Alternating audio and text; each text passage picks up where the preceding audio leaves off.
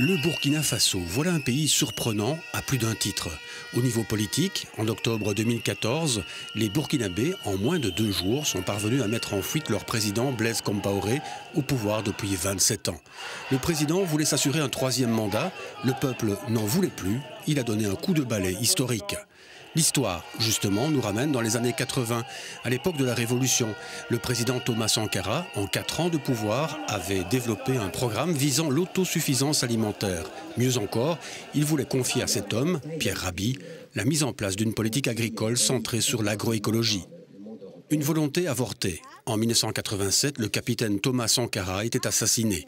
On peut imaginer que le Burkina Faso aurait été le premier pays africain à se détourner de l'agriculture industrielle et de ses dérives chimiques pour une agriculture durable. 30 ans après, cet espoir est resté dans les mémoires des anciens, ceux qui ont côtoyé Pierre Rabhi quand il travaillait au Burkina Faso. Pierre Rabhi, en 1984, m'a formé avec mes élèves dans mon école.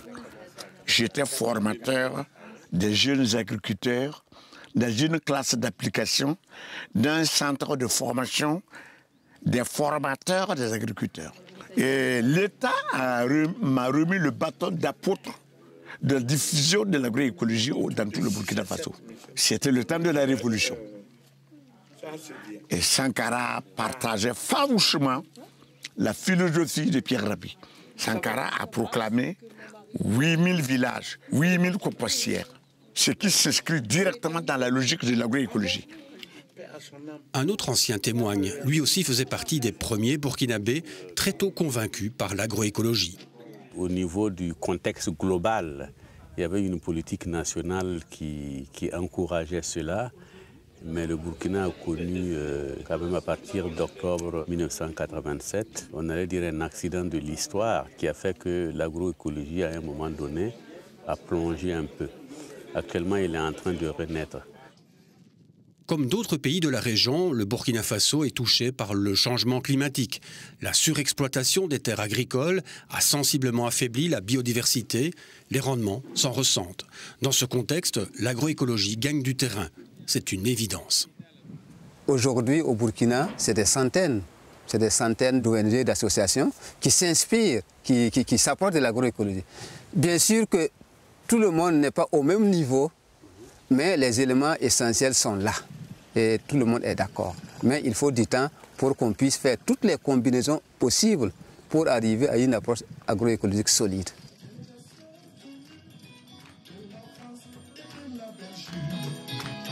Soyez les bienvenus à la journée de l'agroécologie. Délégation du Bénin, du Mali et du Niger. Soyez les bienvenus à la journée de l'agroécologie. Délégation du Sénégal, du Togo, de la Mauritanie. Soyez les bienvenus à la journée de l'agroécologie. En février 2015, l'association Terre et Humanisme organisait les rencontres internationales de l'agroécologie. Pierre Rabhi en était le président d'honneur. Les participants venaient des pays de l'Afrique de l'Ouest, mais aussi de France et de Belgique. Au programme, des ateliers, des conférences, des échanges et des démonstrations, car nous sommes ici dans un centre de formation.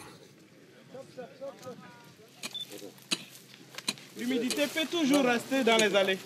Et je marche par là. Voilà. Pour travailler, pour répliquer ici. Voilà. Je pense qu'il n'y a pas un nombre limité où on doit obligatoirement ou forcément s'arrêter.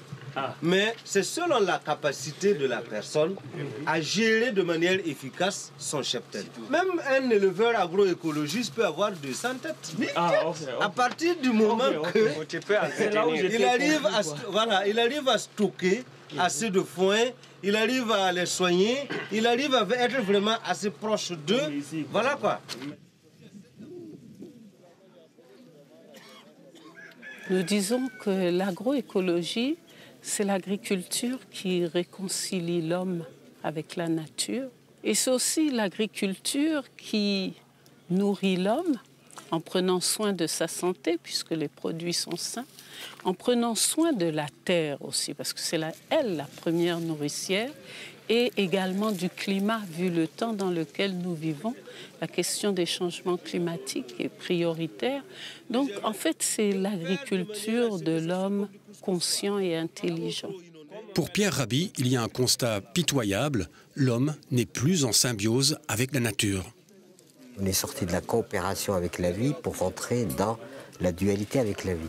Ce qui fait que nous, êtres humains, nous sommes devenus très destructeurs. Destructeurs des sols, destructeurs des environnements. Au lieu de voir la planète comme un gisement de ressources qu'il faut épuiser jusqu'au dernier poisson, jusqu'au dernier arbre, c'est ce qui se fait actuellement. C'est la planète vue comme un gisement de ressources qu'il faut épuiser. Il serait temps de voir quelle chance nous pouvons avoir de vivre et par contre rentrer dans la modération, c'est-à-dire ce que j'appellerais moi la modération, c'est la puissance de la modération. Parce que le grand mot d'ordre aujourd'hui politique, c'est la croissance économique indéfinie. C'est une bêtise, mais immonde. C'est immonde. La croissance économique est immonde. Pourquoi? Parce que c'est pour faire de la croissance qu'on détruit tout. Qu'on augmente nos prélèvements de poissons, qu'on détruit nos forêts, etc. La croissance économique est une absurdité. Il n'y a rien qui puisse croître indéfiniment. Et il faudrait revenir à quelque chose qui amène la modération et la puissance de la modération. Et à ce moment-là, on est dans ce qui est juste. Nourrir le monde sans l'empoisonner, c'est le credo des agroécologistes. Ils défendent un modèle d'agriculture durable, performant et socialement juste, qui soutient le principe de la souveraineté alimentaire. Ce modèle, c'est celui que recommande précisément de suivre Olivier de Scutter. Il a été le rapporteur spécial des Nations Unies pour le droit à l'alimentation. Pour lui, le modèle dominant a montré ses limites. On a construit l'agriculture conventionnelle sur une série de mythes. Le mythe d'une quantité illimitée d'énergie fossile qu'on peut utiliser pour augmenter la productivité agricole. Le mythe que les progrès technologiques bénéficieraient également à tous les paysans, petits et grands.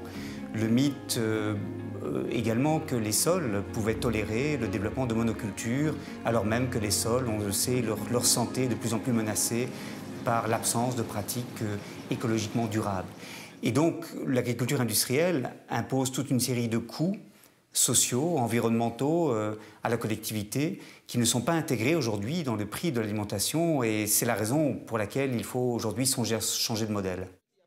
L'agroécologie propose donc une autre voie, une autre piste, plus humaine. L'agro-business, là, il ne s'occupe pas de nourrir les hommes. Il gaspille tout le temps. Il s'occupe de remplir des comptes en banque. Et leur art, c'est le mensonge. Donc, ce qu'ils racontent est faux.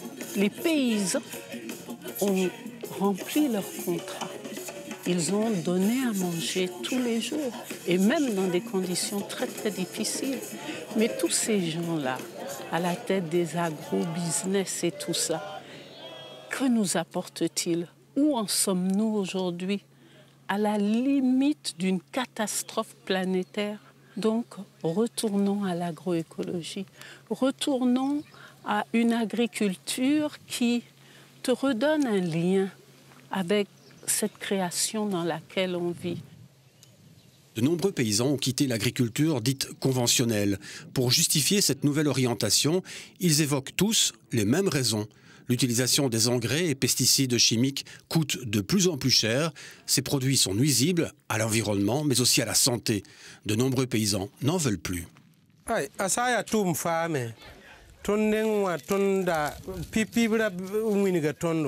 te ton singa la ton wangesa me ta kui da ton tengaung ton jin sa kuita me te ton namede ton sa ning bir konga walaka le ning na sar biriga meka vere ton mikram te yawa ba ton pa ning birika ton buriya ton pa amdam la na sar biriga ning wa sampa ton ye pa ma biriga ning bene na sar biriga to ye pa apa kon ton ne linkite ton ye pa kenga de na sar biriga ya. Ce changement des pratiques agricoles, on peut l'observer au Burkina Faso, mais aussi dans les autres pays de la région, avec des résultats probants et encourageants. Oui, on produit plus qu'en agriculture conventionnelle parce que moi j'ai quand même un rendement de 3 tonnes à l'hectare. Alors que l'agriculture conventionnelle, je ne dis pas de l'Europe, mais de chez nous au Sahel, c'est maximum 600 kilos à l'hectare. Et moi, je fais 3 tonnes à l'hectare. Et c'est 3 tonnes de quoi exactement? De céréales? C'est 3 tonnes de céréales. Pas de légumes? Les légumes, nous avons à peu près 2 à 3 kilos d'oignons au mètre carré. Alors que pour ceux qui font la chimie, ils sont à 1 à 2 kilos au mètre carré. Pour moi, l'agroécologie, c'est quelque chose qui existait depuis. Mes parents font du maraîchage. C'est de l'agroécologie parce qu'ils n'utilisent pas les produits chimiques ou les engrais chimiques. Ils font ça localement et puis ils produisent bien. Et par exemple, ils font les blés, les tomates, les oignons. Et puis on n'avait pas de problème de famille. Après, ça a changé. Quand ils ont commencé à faire les oignons, vous savez, la culture d'oignons, ça s'exporte et les gens gagnent de l'argent.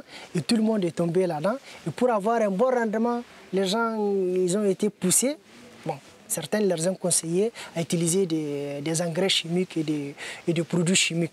Après, les gens, ils ont laissé tout. Ils font des oignons. Certains gagnent, certains ne gagnent pas. Mais jusque-là, ils n'ont pas compris qu'ils sont en train de s'empoisonner. L'État a joué un rôle important, tout comme les multinationales. Les paysans sont tombés dans un piège infernal. La technique que ces grosses boîtes ont utilisée pour également amener les paysans à se lancer dans l'agriculture chimique, d'abord on commence par donner les choses gratuitement. Deuxièmement, on commence par dire qu'il faut une petite contribution. Et finalement, tu vas payer la totalité. Quand toi-même, tu te rendras compte que ça devient de plus en plus indispensable pour ton terrain. Parce qu'une fois qu'on te donne gratuit, tu utilises ça pour ton terrain, hop, ton terrain, la dégradation commence. Ça veut dire que chaque année, il faut augmenter la quantité. Et plus tu viens augmenter la quantité, hop, on va te dire, il faut une contribution. Et après même, tu vas te retrouver à acheter la même quantité 3, 4, 5 fois plus cher que tu avais commencé. Mais tu ne peux plus repartir en arrière.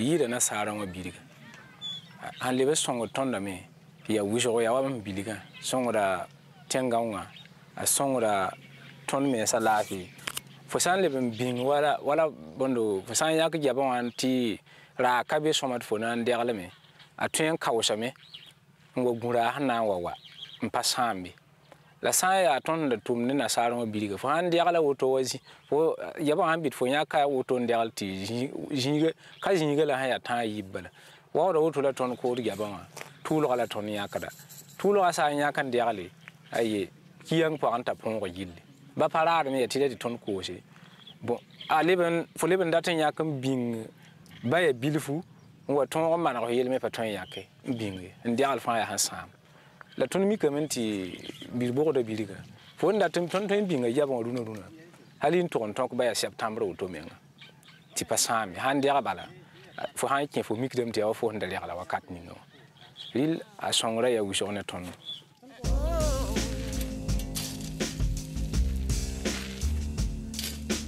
Que ce soit pour les activités de maraîchage ou de culture céréalière, la solution passe par le compost et la fumure organique.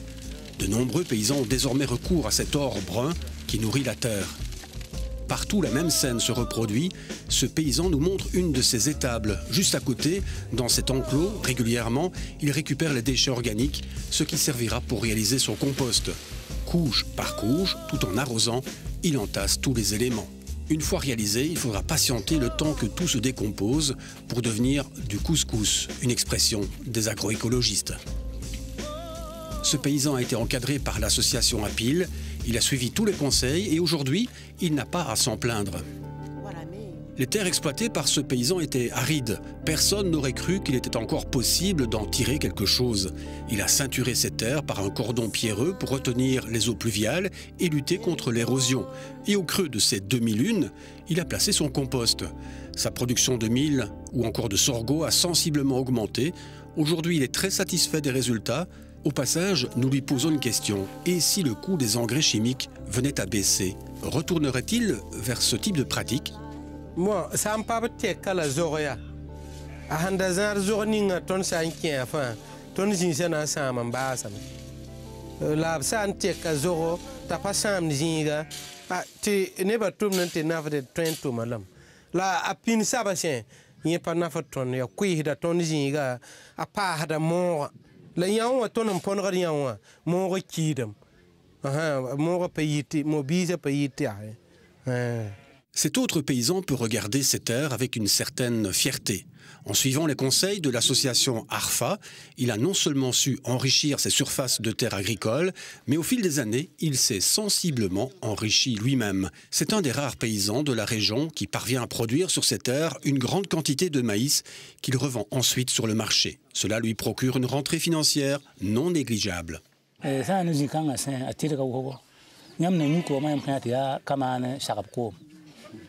Ton kale mwen ki ton mwen na kamana don mwen kamana ya biliga sababu ki ton mwen kamana jinya kan wala ka ten ko bumye le ton wampa alfa songola te ton man biliga a kimi te ton jinya fa le ka kamana ji et tera ma bala tan tera ton da yi na kimse ton da tin jinda kan ni le jinya ka songa nyinga wat na ton da jinda ka akata biya ka angara biagada rien comme kabebe ari ki tonde jini kan ni liwa ton mimi ti jini ara singa men ka swamaye le ton wakati aka ton pam alfa songlan le bana tumne awa ton yam ti jini ka be jini yoke dile songal balan ka be jini.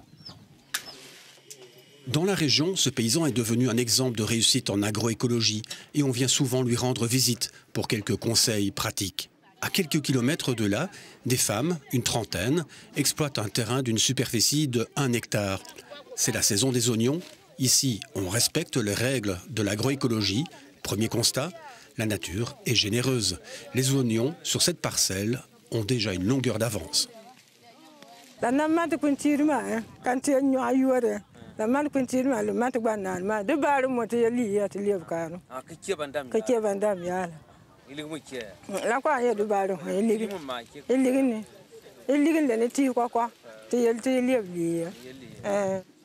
D'autres femmes des villages avoisinants viennent au champ pour s'approvisionner auprès de ces productrices. La vente se fait sur place. Ce circuit court est intéressant pour plusieurs raisons.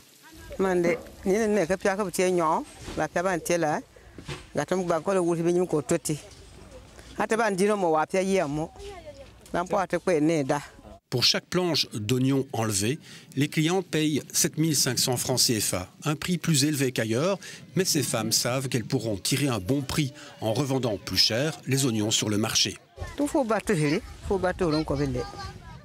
Et ces commerçantes n'auront aucune peine à écouler les oignons. Les produits ici sont de qualité et aujourd'hui, c'est ce que le consommateur recherche.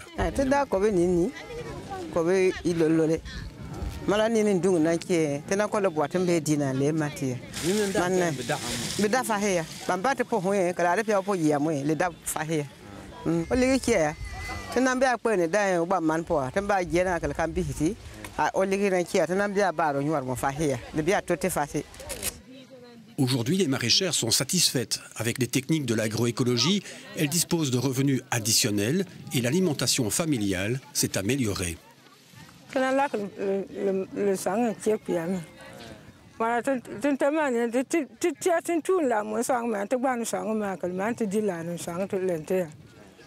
Près de 80 personnes ont ainsi rejoint l'association et très rapidement, elle a pu développer une nouvelle stratégie de vente des produits maraîchers.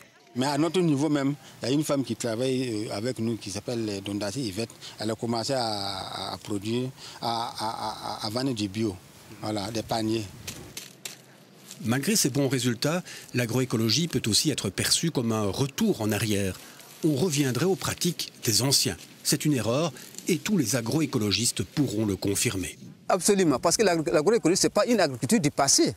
Ce n'est pas une agriculture de négation. Parce qu'il y en a qui se disent que bon, quand on est agroécologie, là, on dit ce n'est pas faire, ne pas faire ça, ne pas faire. Non, non, non. L'agroécologie, c'est toute l'attention qu'il faut apporter à la terre pour qu'elle soit dans des dispositions de produire et de produire longtemps et durablement. En agroécologie, il faut travailler. Il faut travailler, il faut être à l'écoute de la terre, il faut travailler, il faut lui donner le compost, il faut faire les ouvrages anti-érosifs, il faut planter, c'est du travail. L'association Yélémani, ce qui signifie changement, a développé depuis 2 ans un centre d'expérimentation dans la région de Lumbila. Actuellement, 8 femmes sont actives sur ce terrain de 1 hectare. En choisissant cette zone, la responsable de l'association savait qu'elle allait susciter des réactions auprès des femmes et des cultivateurs locaux.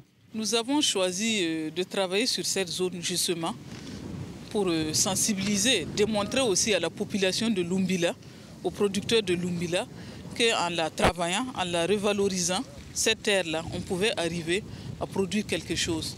C'était une zone dans le temps qui était délaissée parce que, soi-disant improductive, elle était dénudée.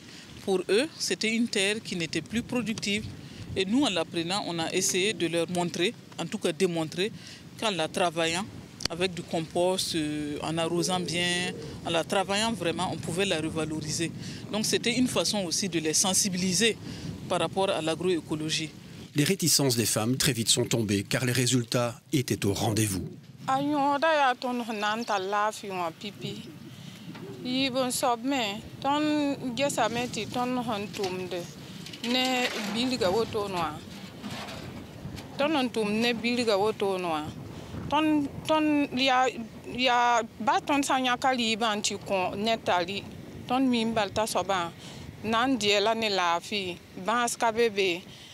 Et puis, ton ne bilgame, ya na yilinti, on winnigne ba me, to brawa mani, a brawa do bona, nasal bilga, and to nenda, and bahade kada soban, titon bombu de menglaton menehead and debed.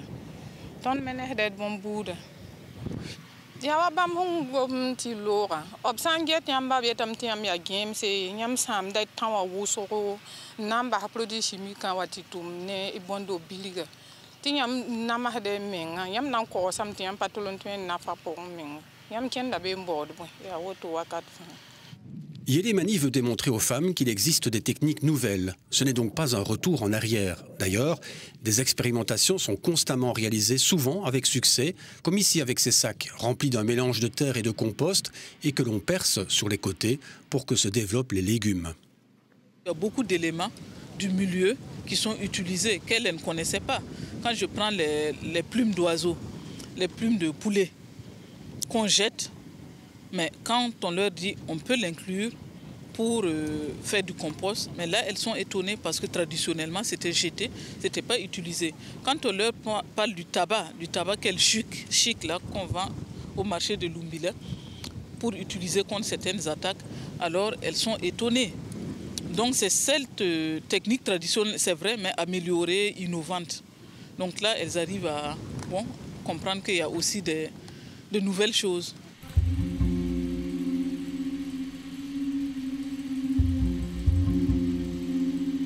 L'eau est un facteur déterminant. Sur la parcelle de l'association Yélémani, on compte bien remplacer cette pompe à eau par un système utilisant l'énergie solaire. Cela diminuerait aussi les coûts d'exploitation. L'eau n'est pas disponible aussi aisément. Dans de nombreuses parties du pays, elle se fait cruellement rare. Les paysans doivent alors développer d'autres techniques agricoles. Mais quand l'eau est maîtrisée, comme ici, cela facilite grandement la tâche des cultivateurs. Grâce à tout un réseau directement alimenté depuis un barrage, des dizaines d'hectares de terres agricoles sont ainsi irrigués. Un atout appréciable pour ces cultivateurs. Même si en agroécologie, on recherche à faire des économies d'eau, c'est tout le contraire de l'agriculture conventionnelle. Ce cultivateur fait partie d'un groupement qui compte près de 160 personnes, dont la moitié sont des femmes. Ensemble, ils occupent pas moins de 40 hectares. L'oignon, la tomate, l'aubergine, le maïs, le sorgho, le mil, tout cela est cultivé ici en pratiquant bien évidemment les cultures associées et en utilisant la fumure organique. Voilà, ningde kilinga otoni bungu sokwe. tona ninga kilinga oto bum shokai yanda wala baya bum wala rum hangudun ta na di riba asanta bamla yakada ti ton bum keten ton shela sa keten mi ya hanko sampa po hale bum hale pa mana me asawo yiki awom da kamba ti ton le yakari yanda ti songo ton donc le ton mi ninga ngu oto no lak sampa ri ton mana bum fa to tore mana jini la mbe oto jaba mi jini la oto tomate me yakami ning tore bala fa ko mara paye bilgra paye me ko ba me oto la paye me. Ici, la grosse partie de la production est destinée à la vente directe.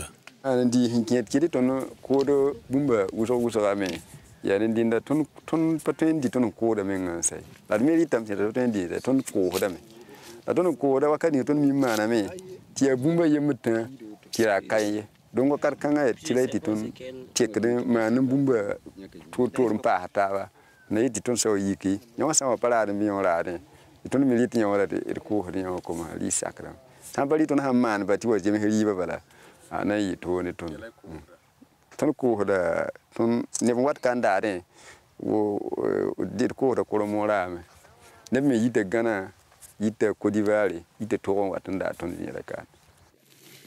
Le souci de ce paysan actuellement, ce sont les quantités de fumure organique à produire. Si les surfaces cultivables augmentent, son cheptel, lui, n'est pas suffisamment important pour assurer la production d'engrais verts. D'autres cultivateurs vivent les mêmes difficultés.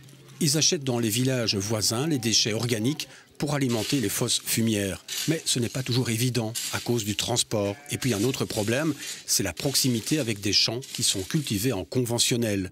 Le risque de pollution lors des grandes pluies est bien réel. Alors l'agroécologie, il faut d'abord comprendre que c'est une agriculture peu intensive en intrants externes, mais intensive en connaissances. C'est au fond une manière de produire qui récompense l'inventivité des paysans, des paysannes, qui, dans le contexte où ils opèrent, identifient les solutions qui conviennent le mieux à l'écosystème dans lequel ils opèrent. Au fond, au lieu de considérer que tout se joue avec la semence et la plante individuelle, on replace la plante dans son environnement et l'on cherche à reconstituer des complémentarités entre les plantes, les arbres, les animaux, de manière à ce que l'on puisse adopter une approche beaucoup plus cyclique de l'agriculture plutôt que linéaire, qui est beaucoup plus durable et qui est beaucoup moins coûteuse pour les agriculteurs et les agricultrices qui la pratiquent. Petit détour par la ferme de Natia Boni, entièrement dévolue à l'agroécologie et à la vulgarisation des techniques agricoles. C'est la ferme de l'association ARFA. Mathieu Sawadogo l'a créée voici une vingtaine d'années. Au départ, l'endroit ressemblait à ceci, une vaste étendue complètement dénudée, exposée à l'érosion. Aujourd'hui, la biodiversité a repris pleinement ses droits. De nombreuses espèces d'arbres ont été replantées et ici, pendant la bonne saison, tout pousse. Du riz, du mil, des quantités de légumes. L'endroit est alors tout vert et florissant. Dans cette ferme, on peut venir se former, mais l'endroit est également largement ouvert aux jeunes. Effectivement, c'est ça qui fait que depuis les premières années de la création de ARFA, nous sommes fixés pour public cible, c'est deux groupes de personnes. Les paysans, parce qu'ils sont déjà en activité, ils sont déjà acteurs du système de production, mais aussi les jeunes, parce que c'est eux qui vont assurer la gestion des affaires de demain. L'agroécologie se rapproche aussi des villes. Près du barrage de Ouagadougou, la capitale, sur des dizaines d'hectares, des centaines de maraîchers verdissent ainsi toute la zone. Problème, ici on utilise des engrais chimiques sans contrôle. Une association se démarque pourtant. Depuis 2011, un maraîcher a repris des terres jugées très pauvres et il a pratiqué autrement le maraîchage. Les cultures associées, le compost, pour lui, un constat s'imposait. Si je vais prendre l'exemple, si mon ami fait du conventionnel, il met de la salade, on a fait le repiquage même jour. 25 à 30 jours, il commence à récolter. Pour ce que j'ai fait du compost, ça va atteindre aux 35 jours à 40 jours. Mais le problème, c'est quoi? Au niveau de conservation, s'il n'y a pas eu du marché, je peux le laisser pour moi, même si c'est qu'à 60 jours. Mais le conventionnel, si la date d'arrivée, c'est foutu. Voilà, c'est foutu. La livraison directe de paniers de légumes dans les administrations, les services et auprès de consommateurs avertis, c'est une stratégie de vente en plein développement. et elle porte ses fruits. Régulièrement, une membre de l'association vient au champ pour composer des paniers de légumes de saison. Le panier ainsi garni se vend à 3 000 francs CFA. Cette vente ciblée permet de toucher une clientèle qui dispose d'un autre pouvoir d'achat. Et parmi cette clientèle, il n'y a pas que des Européens. De plus en plus de citadins préfèrent des légumes produits de façon saine. C'est aussi la stratégie de Yelemani. L'idée soutenue est évidente, la ville doit tirer la campagne. On est un pays à plus de 80% agricole. Quelle est ma part de responsabilité en tant que citadin moyen aujourd'hui? C'est en aidant le cousin du village. Mais comment je l'aide? C'est en achetant sa production pour limiter l'exode rural, pour l'aider d'une certaine façon. C'est ma façon de l'aider au village. Donc on utilise tous ces arguments-là pour convaincre, pour approcher les clients à Ouagadougou. Ça aussi c'est intéressant parce que ça renverse les choses et ça crée de nouveaux mécanismes et une prise de conscience, parce que si effectivement la campagne vient vers la ville avec de nouvelles propositions allant dans ce sens de la consommation des produits naturels, je crois que la ville va être réceptive à ça. Nous, on a une ferme située à une vingtaine de minutes d'ici et on essaye de faire une production locale et juste de qualité, quoi. On a une 50aine de poules, une 30aine de cochons et un peu de maraîchage. Et si on ne va pas au bout de la chaîne de commercialisation, on ne s'y retrouve pas. Et on pense que c'est le problème général ici. Les producteurs ne sont pas soutenus jusqu'à la commercialisation de ces produits. Et le fait qu'on puisse faire le marché et tenir une buvette, ça nous permet de suivre la chaîne de commercialisation de A à Z et de montrer aux gens que ça peut être un revenu correct.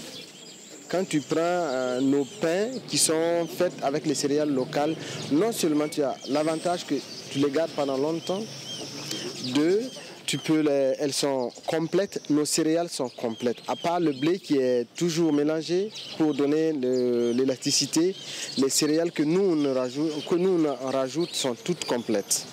Ça veut dire qu'on a plus ou moins un pain fourni, c'est-à-dire en vitamines, en sels minéraux et en éléments nutritifs. Ce changement de comportement des consommateurs est aussi observé par le Comité national de l'agriculture biologique. C'est vraiment un changement assez important parce que de nos jours, le consommateur burkinabé, spécialement ouagavillois, les gens sont beaucoup regardants par rapport à ce qu'ils consomment. Notamment pour ce qui concerne les produits maraîchers.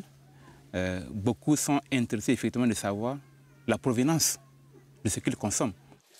CNA Bio est une jeune structure. Elle veut fédérer les associations agroécologiques. Elle regroupe actuellement une 40aine d'associations. Au Burkina Faso, le CNA Bio veut justement clarifier l'origine des produits en proposant un label de garantie. L'agroécologie, pour assurer son essor, a besoin aussi du soutien de la recherche technologique. Nous sommes en train donc, dans les cadres d'échange, les plateformes, etc., d'inciter la recherche à s'investir vraiment dans ces éléments-là.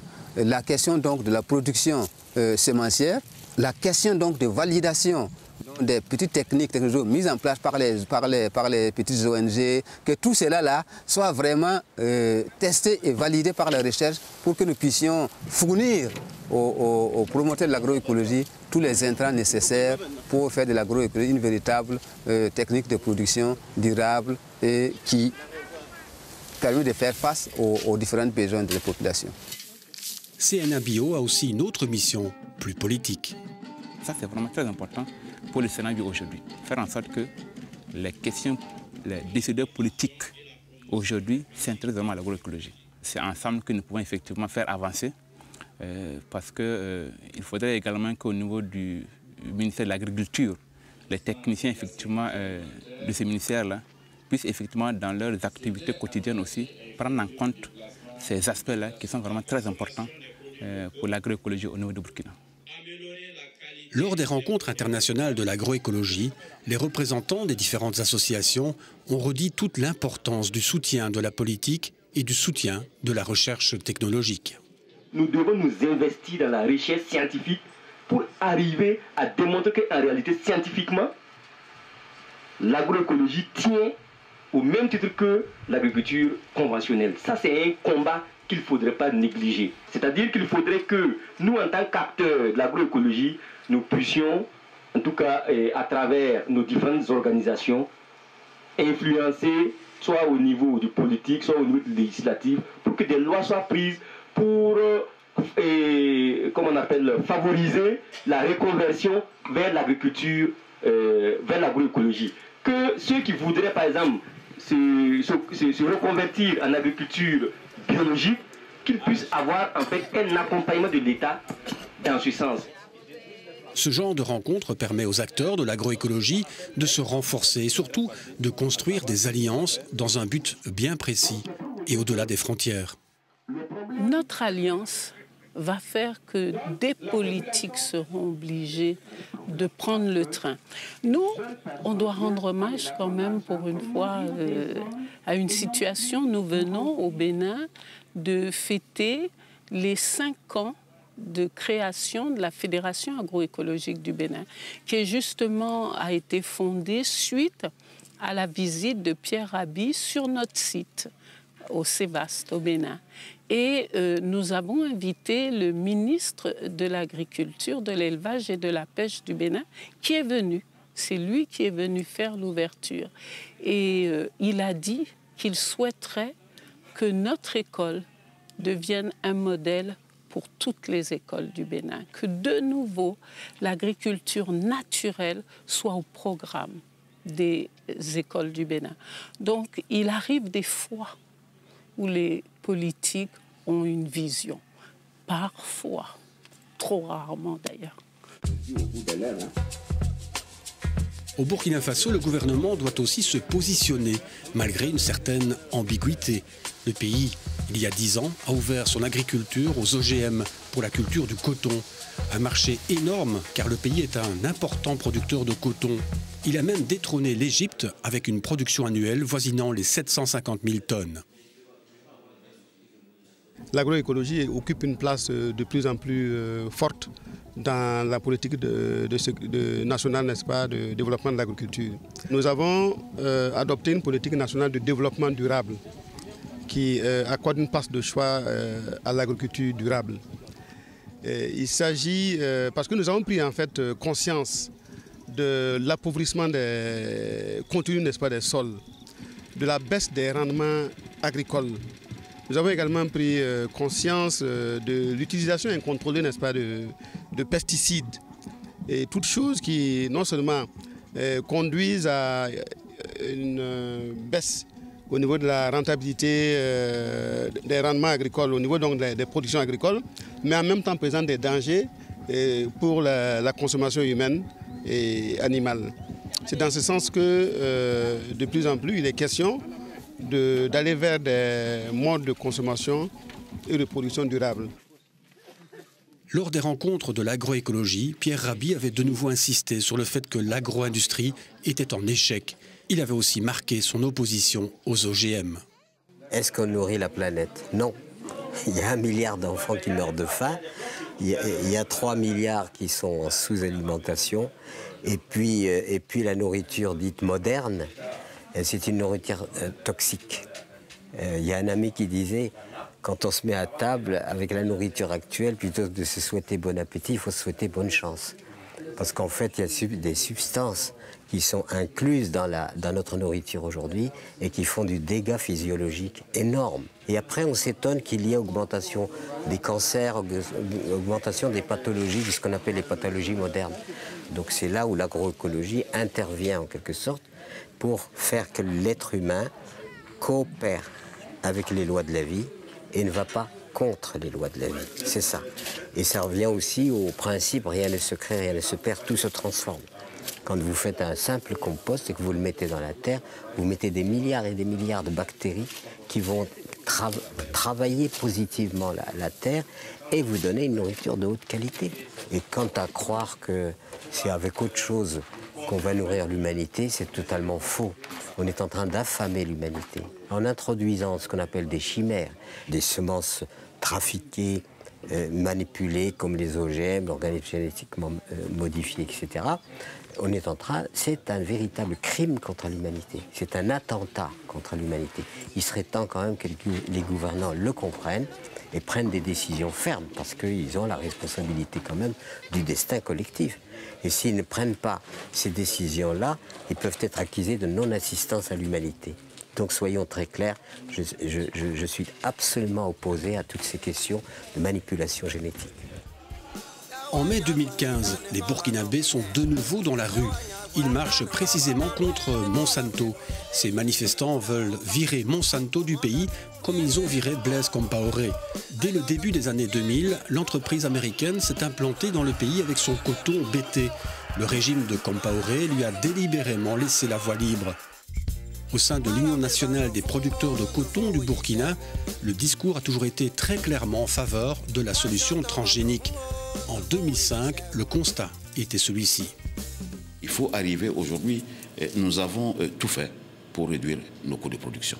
Nous avons pratiquement l'un des meilleurs prix de revient en Afrique au sud du Sahara. Nous avons comprimé toutes les charges. Aujourd'hui, pratiquement, nous sommes à un niveau, disons, nous sommes arrivés à un niveau où il est difficile de comprimer davantage. En ce moment, il nous faut maintenant mettre l'accent sur la qualité pour pouvoir obtenir, même si les cours sont mauvais, pour que nous puissions obtenir des prix beaucoup plus intéressants. Et c'est ça qui nous permettra de tenir la tête hors de l'eau en attendant que des solutions plus justes et plus équitables soient trouvées au sein de l'OMC. Face à ce constat et surtout aux pressions de la multinationale Monsanto sur le gouvernement Compaoré, le Burkina s'est orienté vers le coton transgénique. L'utilisation des OGM, ça permettra aux producteurs de semer son coton jusqu'à 45 jours sans faire de traitement. Jusqu'à 120 jours, il va commencer à traiter. Ce n'est que les deux traitements ou 3 traitements dans l'année. Au lieu de faire 6 traitements, tu as que 2 ou 3 traitements dans l'année. Ça diminue carrément tes charges. Donc c'est pour cela, aujourd'hui, nous avons, avec l'INERA, l'État et la recherche cotonnière, la recherche l'INERA, qu'on appelle l'INERA, qui a fait la recherche sur les produits, toutes les semences. Ils sont en train de voir comment ils pourront, dans les années à venir, faire un essai dans les champs. Ils sont actuellement, ils sont dans les sassans pour faire les essais. Et ces essais peuvent prendre 10 ans. Ce n'est pas une année qu'il faut faire les essais et puis les vulgariser. La vieillissement peut prendre peut-être d'ici 10 ans qu'on pourra commencer à produire ces OGM. Très vite, le coton transgénique s'est répandu à travers le pays. 70% des superficies cotonnières sont passées au coton BT. 10 ans après la rencontre avec le vice-président de l'UNPCB, les producteurs dépriment. L'or blanc ne fait plus leur joie. Le coton transgénique n'a pas tenu ses promesses. Les producteurs n'en veulent plus. Ma santé, oui. Monsanto, non, peut-on lire sur certains t-shirts portés par les manifestants. Pourtant, en 2003, Maurice Houdet, un spécialiste du monde rural au Burkina Faso, tirait déjà la sonnette d'alarme. Voici ce qu'il disait lors d'une conférence qui se tenait à Bruxelles, en Belgique. Qu'est-ce qu'un OGM pour un paysan burkinabé averti ?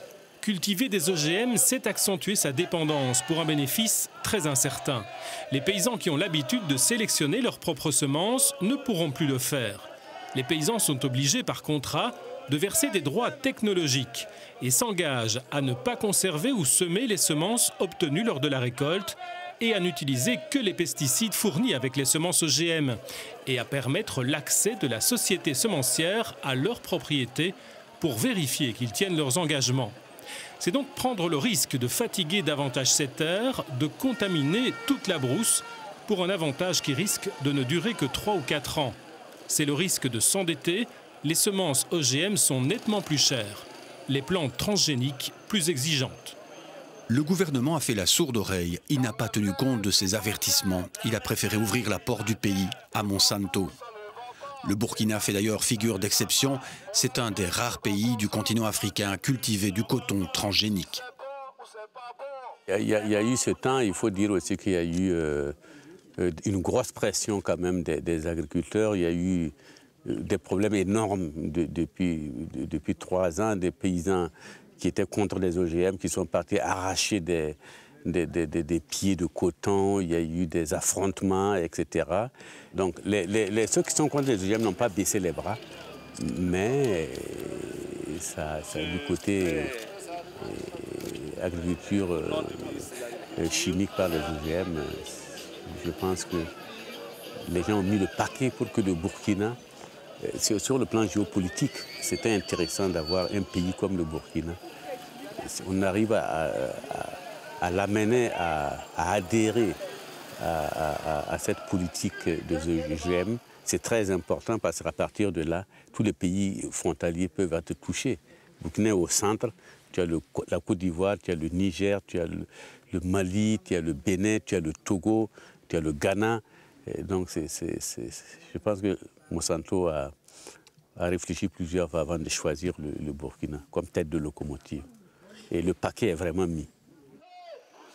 Parmi les organisateurs de la manifestation anti-OGM, réunie en un collectif citoyen pour l'agroécologie, il y avait l'organisation Yelemani de Blandine Sankara, très active dans ce mouvement de protestation. Le Burkina est menacé parce que tout le monde sait aujourd'hui ce que c'est que les OGM sur le plan mondial, qui est en train d'être décrié même en Occident, là d'où il vient. Décrié par des mouvements, parce que même l'OMS a déclaré qu'il est cancérigène. Et comment aujourd'hui un pays comme le Burkina peut accepter ces produits-là, les OGM chez nous? Un pays pauvre comme le Burkina, nous n'avons pas les moyens de prendre en charge des problèmes de cancer, des problèmes de santé publique dans nos pays. Nous n'avons pas de capacité de gérer des problèmes environnementaux qui vont s'imposer avec l'utilisation de ces OGM-là. Donc, est-ce que nous devons rester les bras croisés aujourd'hui pour attendre, parce que Monsanto est une grande firme, est très forte, a réussi à corrompre nos autorités passées? Le Burkina est en danger. Un mémorandum a été remis au gouvernement. Pour le collectif, il faut absolument établir un moratoire de 10 ans au moins dans le but de poursuivre des recherches indépendantes sur les OGM. Pour leur part, les 3 sociétés cotonnières présentes au Burkina admettent qu'elles sont face à des difficultés techniques. Elles vont devoir réduire la production de coton transgénique de 73 à 55%, mais la technologie, elle, n'est pas remise en cause pour autant. Si les conséquences de l'utilisation peuvent s'observer sur le terrain, qu'en est-il dans les produits dérivés? Au Burkina Faso, on produit également de l'huile à partir du coton, de l'huile qui est consommée et exportée dans la région. Là aussi, on n'a pas demandé l'avis des consommateurs, on a simplement imposé l'OGM sans se méfier. Ils ont été dupés parce qu'ils font la culture d'un coton qui, du point de vue économique, n'est pas rentable, dont on leur avait dit qu'ils n'allaient plus faire de traitement phyto, mais se sont rendus compte aussi que c'est faux. Ce sont les consortiums de coton tels que Faso Coton, Sofitex. C'est essentiellement ces 2 consortiums de coton-là, apparemment, qui veulent intenter un procès contre Monsanto. Mais nous allons attendre de voir, parce que cette firme puissante qui a surtout des relents politiques peut travailler à l'intérieur à corrompre des gens. Ça, c'est surtout leur fort. Donc nous attendons de voir est-ce que dans les faits ça va se matérialiser. Ils sont fous, mais qu'est-ce que c'est infect? Dans notre assiette, c'est indigeste. Et moi je le rejette. A-t-on perdu le peu qui nous reste? A-t-on perdu la tête? Des animaux désinfectés au chlore. Pour les agroécologistes, le combat est loin d'être gagné, mais une brèche s'est entrouverte. Au Burkina Faso, l'agroécologie se développe et se densifie. Son défi est énorme. Elle doit réussir. Les paysans qui l'ont adoptée en sont convaincus. Ils veulent parier sur l'avenir. Ils veulent devenir des semeurs d'espoir. Il y en a qui bouffent du bœuf, qui ressemble à du cheval. Pour faire de l'agro-business, ils sont entêtés à planter du coton pété, breveté. Il ne leur reste plus qu'à tout contaminer. Et pourtant les petits paysans, jadis autosuffisants, restaient indépendants sans un temps. A-t-on besoin de cette merde pour nourrir les gens? Oh non, ils ont touché aux gènes avec les OGM. Instaure des monopoles des filières américaines. Des trucs cancérigènes, des agents pathogènes. Y a pas de limite à l'imbécilité humaine. Ce sont souvent les paysans, les organisations paysannes qui eux-mêmes ont pris en main la recherche de solutions, si vous voulez, en essayant de développer des solutions convenant au contexte local dans lequel ils opèrent et diffusant les bonnes pratiques de proche en proche à travers, par exemple, des fermes-écoles, comme on en a vu émerger au Sénégal ou au Burkina Faso. Et cette diffusion des connaissances développées par les paysans eux-mêmes de proche en proche est souvent une manière beaucoup plus efficace de stimuler cette révolution que des décrets venus d'en haut qui ordonneraient à une révolution de s'opérer. Mais de toute manière, on est encore loin d'un monde où les gouvernements croiront suffisamment à l'agroécologie pour y investir beaucoup et pour la forcer sur les paysans qui n'en voudraient pas. C'est plutôt aujourd'hui l'inverse à quoi on assiste. Pour Pierre Rabhi, il y a urgence. Notre mode de production alimentaire doit changer. Il faut retrouver rapidement l'intelligence d'une certaine heureuse simplicité volontaire. Nous sommes en train de participer au génocide des générations futures. C'est un véritable génocide, drame, tragédie. Il serait temps qu'on se réveille pour dire nous n'avons pas le droit de faire n'importe quoi de la vie. C'est là que serait la vraie intelligence, c'est-à-dire de se réjouir d'être en vie. En plus, nous ne sommes même pas dans les pays dits prospères qui ont théoriquement tout ce qu'il faut.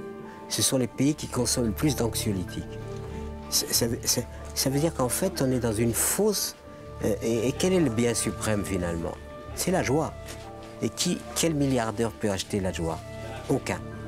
Ils peuvent acheter des yachts, des machins, des avions privés, tout ce qu'il verra, mais pas la joie. Et la joie, on la trouve quelquefois chez des gens qui ont 3 fois rien, et ils l'ont. D'autres ont théoriquement tout ce qu'il faut, ils ne l'ont pas. Et quand on est joyeux, quand on est la joie de vivre, on a l'impression d'être comblé. Qu'est-ce qui comble le plus un être humain? C'est la joie. Voilà. Le reste, des bagnoles, des machins, tout ça c'est de l'éphémère, c'est rien du tout. Et on est là pour vibrer positivement.